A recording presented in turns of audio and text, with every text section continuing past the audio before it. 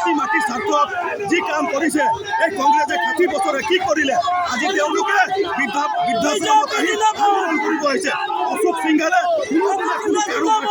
আজিলৈকে লুকা নাই আজি চাওক ঢেকীয়াজুলি সমষ্টিত বৃহত্তৰ আজি অনুষ্ঠানত আজি তেওঁলোকে আহি আন্দোলন কৰিছে এইটো আমি তীব্ৰ ভাষাৰে গৰিহণা দিছোঁ